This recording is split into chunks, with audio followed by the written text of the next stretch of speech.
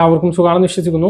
സംസ്ഥാനത്ത് സാമൂഹ്യ സുരക്ഷാ ക്ഷേമ പെൻഷൻ വാങ്ങുന്ന ആളുകൾ അറിഞ്ഞിരിക്കേണ്ട വളരെ പ്രധാനപ്പെട്ട കാര്യങ്ങളാണ് ഈ ഒരു വീഡിയോയിൽ നിങ്ങളുമായിട്ട് പങ്കുവെക്കുന്നത്. ക്ഷേമ പെൻഷൻ തുറന്നും ലഭിക്കുന്നതിന് അർഹതയുണ്ടോ എന്ന പരിശോധന വരും മാസങ്ങളിൽ ഉണ്ടാകും എന്നുള്ള റിപ്പോർട്ടാണ് വരുന്നത്.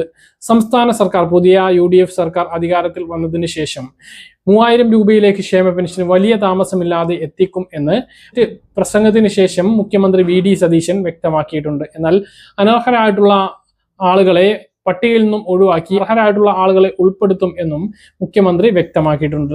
അപ്പോൾ അനർഹത മാനദണ്ഡം പരിശോധിക്കുന്ന നടപടി അതായത് തദ്ദേശ സ്ഥാപനങ്ങൾ, അതായത് പഞ്ചായത്ത്, മുനിസിപ്പാലിറ്റി, കോർപ്പറേഷൻ അടിസ്ഥാനമാക്കിയിട്ട് നടക്കും എന്നുള്ളതാണ് ഏറ്റവും പ്രധാനപ്പെട്ട വിവരം. നിലവിലുള്ള അവസ്ഥയിൽ നിന്നൊരു മാറ്റം വരും. നിലവിൽ മാനദണ്ഡങ്ങൾ നോക്കുകയാണ് എങ്കിൽ 2000 സ്ക്വയർ ഫീറ്റിന് മുകളിലുള്ള വീട്, 2 ഏക്കറിലധികം ഭൂമി, 1000 cc മുകളിലുള്ള വാഹനം, വീട്ടിലെ ഫ്ലോറിംഗ്, അതുപോലെ തന്നെ AC, ഈ മാനദണ്ഡങ്ങളുടെയൊക്കെ അടിസ്ഥാനത്തിലാണ് ഭൗതിക സാഹചര്യം വിലയിരുത്തുന്നത്.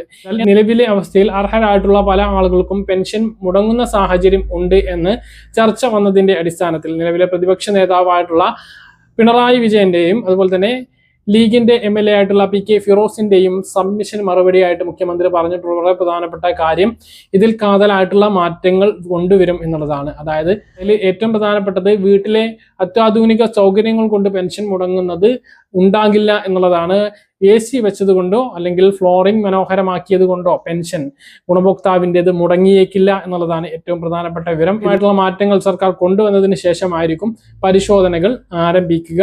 അതായത് റേഷൻ കാർഡിൽ ഉൾപ്പെട്ടിട്ടുള്ള മറ്റേതെങ്കിലും അംഗത്തിന് വരുമാന പരിധി ഉണ്ട് എന്നുള്ളതിന്റെ പേരിൽ പാവപ്പെട്ട പെൻഷൻ ഗുണഭോക്താക്കളുടെ പെൻഷൻ മുടങ്ങിപ്പോകില്ല എന്നുള്ളതാണ് ഏറ്റവും പ്രധാനപ്പെട്ട കാര്യം. മക്കൾക്ക് വരുമാനം ഉള്ളത് കൊണ്ട് വാർദ്ധക്യത്തിലെത്തിയിട്ടുള്ള അച്ഛനോ അമ്മക്കോ അതുകൊണ്ടൊരു ഉപകാരം ഉണ്ടാകില്ല എന്നുള്ളത് ചൂണ്ടിക്കാണിച്ചത് മുൻ മുഖ്യമന്ത്രിയും നിലവിലെ പ്രതിപക്ഷ നേതാവുമായിട്ടുള്ള പിണറായി വിജയനാണ്. അത് അംഗീകരിച്ചുകൊണ്ടാണ് മുഖ്യമന്ത്രി കാര്യങ്ങൾ മുന്നോട്ട് പോകും എന്ന് പറഞ്ഞിട്ടുള്ളത്. ഇത് കൃത്യമായിട്ടുള്ള പരിശോധന നടത്തി അനർഹർക്ക് ഒഴിവാക്കുകയും അർഹർക്ക് മാത്രം പെൻഷൻ ലഭിക്കുകയും കൂടുതൽ അർഹരെ ഉൾപ്പെടുത്തുമെന്നും പറഞ്ഞിട്ടുള്ളത്.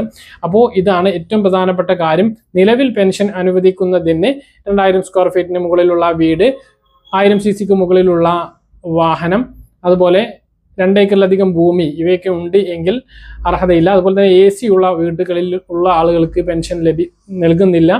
വീട്ടിലെ പുറം ഫ്ലോറിംഗ് ടൈൽ പാകിയിട്ടുണ്ട് എങ്കിലും ഈ ഒരു പെൻഷൻ നൽകാത്ത ഒരു സ്ഥിതിയുണ്ട്.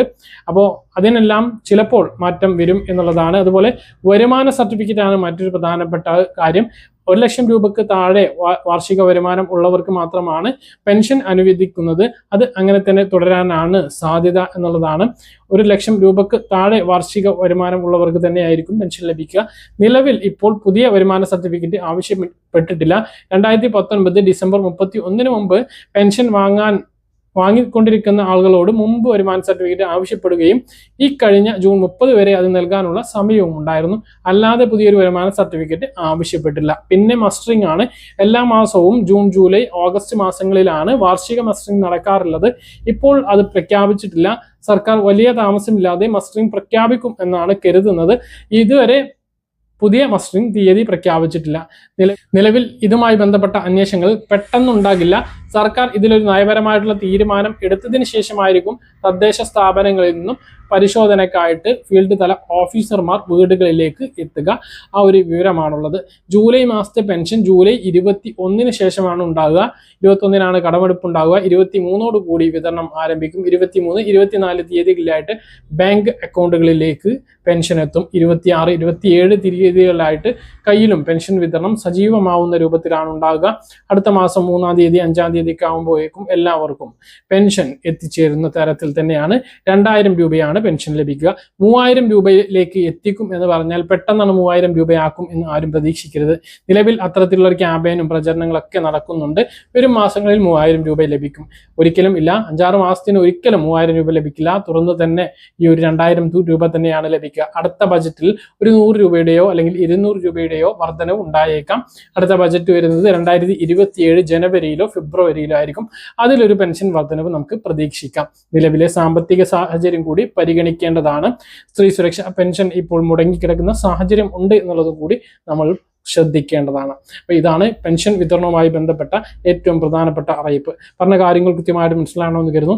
ഇതുപോലുള്ള ഇൻഫർമേഷനുകൾ ലഭിക്കാൻ ചാനൽ സബ്സ്ക്രൈബ് ചെയ്യുക, ബെൽ ഐക്കൺ എനേബിൾ ചെയ്ത് വെക്കുക. മറ്റൊരു വീഡിയോയുമായി നമുക്ക് വീണ്ടും കാണാം. ദൂരേക്കും ബൈ.